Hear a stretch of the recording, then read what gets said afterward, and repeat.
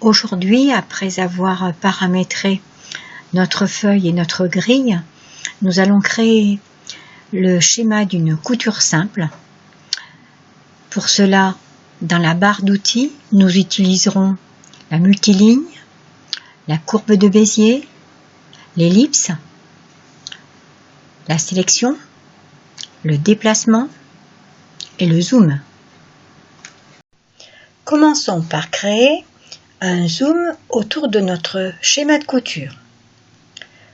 Pour cela, je sélectionne la loupe, soit le zoom, puis T1 enfoncé sur ma feuille, je crée une fenêtre englobante autour de mon schéma de couture et je lâche. Analysons la section. Elle est composée de deux traits continus forts représentant les deux épaisseurs de tissu. Un trait continu fin pour représenter la couture, un autre trait continu fin à main levée pour représenter la coupe du tissu et le symbole endroit entre les deux traits forts.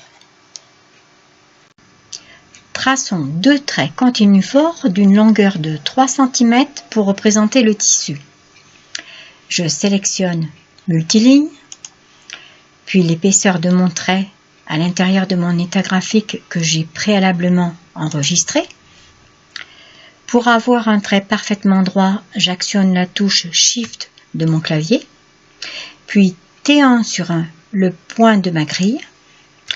Je glisse la souris et j'enregistre au clavier 0 pour 0 degré, étant donné que nous sommes dans un repère orthogonal, puis point virgule, 3, entrée, et T3 pour fixer mon trait. Je procède de la même façon pour le deuxième trait, sur la ligne en dessous, avec Shift enfoncé, T1 sur le premier point de ma grille, j'enregistre au clavier 0, point virgule, 3, puis entrée, et T3 pour fixer mon trait. Et échappe pour sortir de la fonction. Pour tracer le trait de piqûre en trait continu fin à 1 cm de l'extrémité de mes traits forts, je peux utiliser soit les points de ma grille comme mesure, ou alors la règle qui est affichée en haut de ma feuille. Pour tracer ce trait, je sélectionne la fonction multiligne, le trait fin, j'actionne la touche Shift de mon clavier, puis T1 sur ma feuille et T3 pour arrêter ce trait. Échappe pour sortir de la fonction. Créons maintenant le trait de coupe à la fin de notre effort. Je sélectionne ligne de Bézier, puis T1 sur ma feuille, à nouveau T1 pour former une ligne courbe et T3 pour arrêter mon trait, puis échappe pour sortir de la fonction. Créons le symbole endroit. Pour plus de facilité, je vais à nouveau créer un zoom autour de notre section. Je sélectionne la loupe, soit le zoom, puis T1 enfoncé sur ma feuille, je crée une fenêtre englobante autour de ma section et je lâche. Pour tracer le cercle, je sélectionne l'ellipse, Shift enfoncé, T1 entre les deux traits forts, je déplace ma souris, je crée un cercle, T1 pour le fixer, puis je sélectionne multiligne, Shift enfoncé, je crée un trait de chaque côté de ce cercle. Échappe pour sortir de la fonction. Pour faciliter l'enregistrement et le déplacement de notre section, il est possible de grouper l'ensemble de ces traits.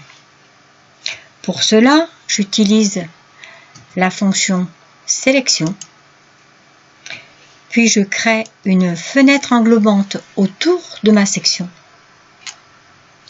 On observe des points d'ancrage pour chaque trait. Je fais T3 avec ma souris, une fenêtre apparaît dans laquelle je sélectionne Grouper.